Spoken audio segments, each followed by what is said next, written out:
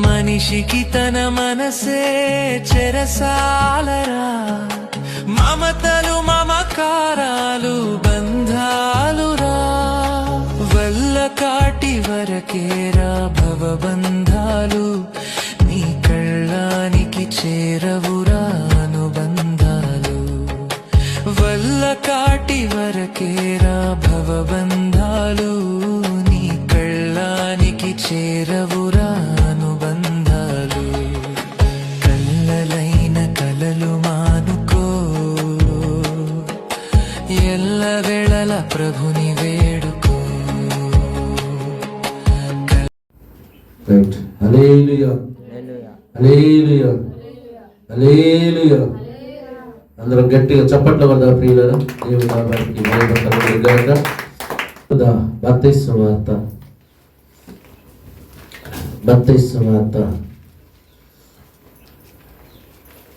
11వ అధ్యాయం 28వ వచనం.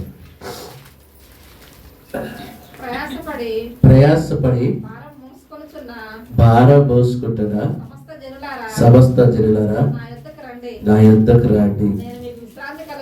చాలు ప్రియులారా, యేసు ప్రభు పిలుస్తున్నాడు ఈరోజు. ప్రయాసపడి భారం మోస్తున్న సమస్త జనులారా నా యొద్దకు రండి అంటే యేసయ్య పిలుస్తున్నాడు ఈరోజు. ప్రయాసపడి భారం మోస్తున్నా అంటే ప్రియులారా, ప్రయాసపడుతున్న వారిని, ఇబ్బంది పడుతున్న వారిని, కష్టాల్లో ఉన్నవారిని, శోధనలో ఉన్నవారిని, ఇరుకుల్లో ఉన్నవారిని, మనశ్శాంతి లేని వారిని, మనసుకు నెమ్మది లేని వారిని, కుటుంబంలో సంతోషం లేని వారిని, బాధపడుతున్న వారిని, వేడుస్తున్న వారిని, కుంగిపోతున్న వారికి దేవుడు చెప్తున్నాడు, ప్రయాసపడి భారం మోస్తున్న సమస్త జనులారా నా యొద్దకు రాండి. మీరు నా యొద్దకు రాండి, నేను మీకు విశ్రాంతిని ఇస్తాను. ఎందుకు? మనకి విశ్రాంతి లేదు కాబట్టి, మనకి నెమ్మది లేదు కాబట్టి, మనకి సమాధానం లేదు కాబట్టి, మనకి సంతోషం లేదు కాబట్టి దేవుడు ఈరోజు చెబుతున్నాడు, మీరు నా యొద్దకు రండి, నేను మీకు విశ్రాంతిని కలగజేస్తా. నేను అందరూ మనుషులు లాంటి వాడిని కాదు, అందరిలాగా మాట్లాడేటువంటి వ్యక్తిని కాదు. నేను చాలా ప్రేమ కలిగిన వాడిని, చాలా దయ కలిగిన వాడిని, చాలా కనికరం కలిగిన వాడిని. నా యొద్దకు రాండి, నా వాక్యములు వినండి, నా మాటలు వినండి. నేను మిమ్మల్ని బలపరుచుతాను, నేను మిమ్మల్ని స్వస్థపరుచుతాను, నేను మిమ్మల్ని దీవిస్తాను, నేను మిమ్మల్ని ఆశీర్వదిస్తాను, మీ స్థితిని మారుస్తాను, మీ పరిస్థితిని మారుస్తాను అని దేవుడు చెబుతున్నాడు. ప్రియులారా, ఈరోజు ఆయన దగ్గరికి మనం ఆయన వాక్యాన్ని మన హృదయంలో భద్రపరచుకోవాలి ప్రియులారా. ఆయన వాక్యం మన జీవితంలో నెరవేర్చబడాలి ప్రియులారా.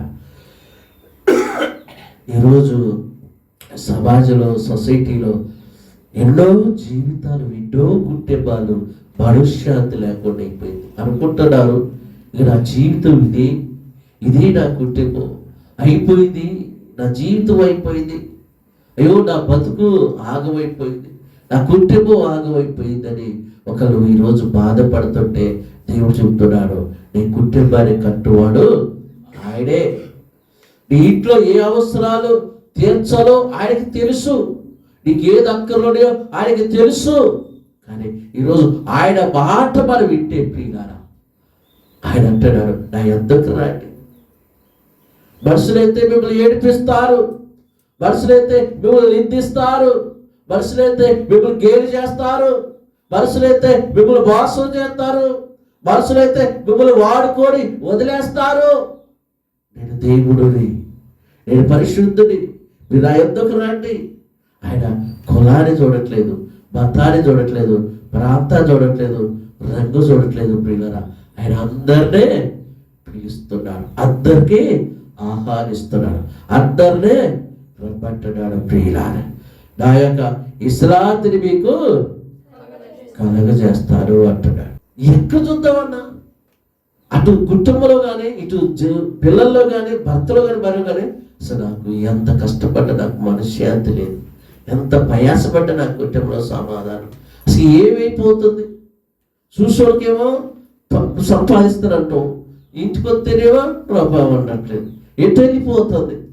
ఏమైపోతుంది నా పరిస్థితి అని ఆలోచిస్తే దేవుడు చెప్తున్నమాట, ప్రయాసపడి భారం వస్తున్న సమస్త జనులారా నా యొద్దకు రండి, నేను మీకు విశ్రాంతిని కలగజేద్దును.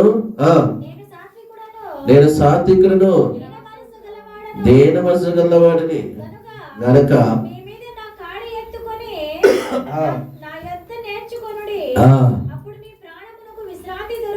అది నీ ప్రాణానికి విశ్రాంతి దొరకాలి. నా అప్పుడప్పుడు అంట నాకు అసలు ఎర్రత్త పడుతుంది ఇంట్లో అంటాం. అంత ఎర్రత్త పుట్టేటట్టు ఏం చేస్తారో అసలు నాకు ఇంటికి వస్తే మనశ్శాంతి లేదు, మన అడవిలోనే ఉండు.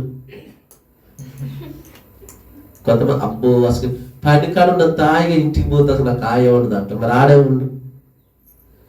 ఒక్కొక్కరు నేను పిల్లగాలతో ఏగలేకపోతున్నాను, ఇంటితో ఏగలేకపోతున్నాను, భార్యతో ఏగలేకపోతున్నాను, భార్యతో ఏగలేకపోతున్నాను.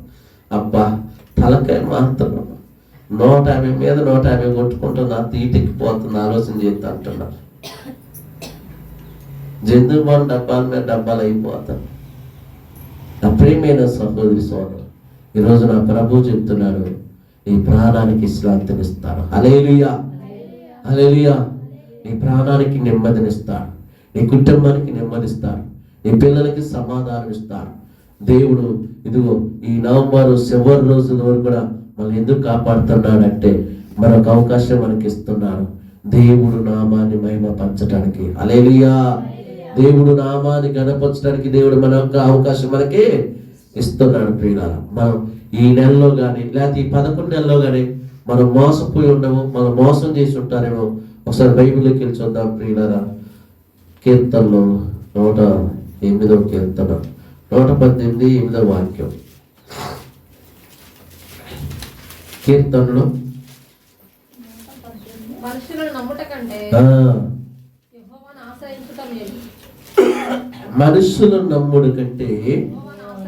యెహోవాను ఆశ్రయించుట మేలు. ఈ మాట ఎవరు చెప్తున్నారంటే భక్తుడైన దావీదు గారు చెప్తున్నారు. దావీదు గారు ఎందుకు చెప్తున్నారంటే ఆయన బాగా నమ్మి మోసపోయింది కాబట్టి. ఎవరైనా మోసపోయిన వాళ్ళే చెప్తారు, ఎట్ట మోసపోయిను, ఎందుకు మోసపోయిను. మోసపోయినోడికి ఏం తెలిసిందండి? ఏమో తెలుసా? తెలీదు. మోసపోయినోడికే తెలిసింది.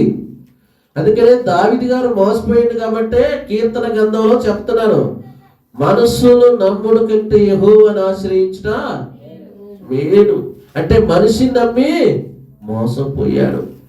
చాలాసార్లు తన జీవితంలో నష్టపరుచుకున్నాడు, తన కుటుంబాన్ని నష్టపరుచుకున్నాడు. ఎందుకంటే చెప్పుడు మాటలు విని తన జీవితాన్ని, తన కుటుంబాన్ని, తన వ్యక్తిత్వాన్ని నాశనం చేసుకుంటున్నాడు. ఈరోజు బైబిల్ చెప్తుంది కదా, నువ్వు ఎవరిని నమ్మొద్దు, ఎవరిని. మన పెద్దోళ్ళు ఊరికల్లా ఒక మాట అంటారు, మీకు గుర్తుందో లేదో కానీ, మట్టి పోయినా ఇంటోడు పోవాలంట. ఇంటి పోవాలంటే మనకి ఎంత జాగ్రత్తగా ఉండాలి. మనం ఎవరిని నమ్ముదాం, ఎవరి మీద నమ్మకం ఉంచుదాం. మనతోనే సాహసం చేస్తున్నాం, మన మీదే నిందలు మోపుతున్నారు, మనతోనే ఉంటున్నారు, మనల్ని బ్యాడ్గా తిడుతున్నారు. ఎవరు నమ్ముదాం? ఎటువంటి వారు ఈ సమాజంలో ఉన్నారంటే, ఈ లోకంలో మనుషులు ఎటువంటి వాళ్ళంటే, ఒక భక్తుడు ఇంగ్లీష్లో అన్నాడు ప్రియుల, ఆ ఈజ్ ఐ త్రో అంటాడు ప్రియుల. దీని అర్థం నేను మళ్ళీ చెప్తాను, అట్టిపండు తిని తొక్క తీసి పారేసినట్టే మనం వాడుకొని వదిలేస్తారు. Is throw. ఎవరైనా ఇలా అన్నదమ్ములైనా అక్క చెల్లెలైనా ఎవరైనా ఇలాగే ఉన్నారు. అవసరం కోసం వస్తారు, అవసరం కోసం వాడుకుంటారు. అందుకని బైబిల్ చెప్తుంది, నువ్వు మనస్సును నమ్ముడు కంటే ఎవరిని ఆశ్రయించాలంట? యెహోవాను ఆశ్రయించాలి. ఆయనైతే మనం మోసం చేసేవాడు కాదు, మన మోసంలో నడిపించేవాడు కాదు, మోసంలో బతకండి చెప్పేవాడు కాదు. అందుకనే దావీదు గారు చెప్తున్న మాట, ఈరోజు మన మనసుని నమ్మద్దు. ఈ నవంబర్ 2000 మరి ప్రియులారా 25 డిసెంబర్ నెలలో మనం అడుగు పెట్టబోతున్నాం కాబట్టి మరి ఎన్నిసార్లు మోసపోయిన మనసుల ద్వారాగా, మాటల ద్వారాగా, పనులు చేస్తామని, లేకపోతే డబ్బులు ఇస్తామని, లేకపోతే అక్కడ రా ఎక్కడ రా ఇది అని ఇన్ని మాటలు చెప్పి మనం మోసం చేశారు. మనకి నెమ్మది లేకుండా, మన కుటుంబానికి నెమ్మది లేకుండా, భర్తకి నెమ్మది లేకుండా, పిల్లలకి నెమ్మది లేకుండా, కుటుంబంలోనే సమాధానం లేకుండా చేసిన వాళ్ళు ఎంతమంది మన కళ్ళ ముందు ఉన్నారు. మన మధ్యలోనే ఉంటారు, మనతోనే ఉంటారు, మనల్ని మోసం చేస్తారు. అందుకని ప్రియులారా, ఈరోజు దేవుడు చెప్తున్న మాటలు ఒకసారి మీరు జాగ్రత్తగా వినండి ప్రియులారా. బైబిల్ చెబుతుంది, ప్రయాసపడి భారం మోస్తున్న సమస్త జనులారా నా యొద్దకు రండి. ఆయన యొద్దకు వస్తే అన్ని నేర్పుతారు. మనిషి ప్రతి బుద్ధి ఎలా ఉండిందో అని మంచిగా నేర్పుతారు మన దేవుడు. ఎవరి దగ్గరికి పోయినకో వాళ్ళ గురించే చెబుతారు. కానీ దేవుడైతే లోకంలో ఉన్నదంతా చెప్తాడు, మనం వెంట బతకాలు కూడా చెబుతాడు. చెప్పబట్టేగా ఈ కీర్తన చెబుతున్నాడు, మనసు నమ్ముడు కంటే యెహోవాను. ఈరోజు ఎవరిని నమ్ముతును? నా అన్నలు అంటారు కానీ అన్నలు పొరపాటున ఆదుకోరు. నా తమ్ముళ్ళు అంటారు, తమ్ముళ్ళు ఆదుకోరు. నా చెల్లెళ్ళు ఆదుకోరు. అక్కడ ఊరికి వాళ్ళే స్వార్థాలు, ఊరికి వాళ్ళే అసూయలు, ఎవరికి వాళ్ళే దేశాలు. అందుకని ప్రియులారా, మనల్ని ప్రేమించగలిగిన దేవుడు మాత్రం అక్కడే ఉన్నాడు. ప్రియులారా, ఆ మాట చూసి ముగించుదాం. సామెతల గ్రంథం 16వ అధ్యాయం 3వ వచనం చూడండి ప్రియులారా. సామెతల గ్రంథంలో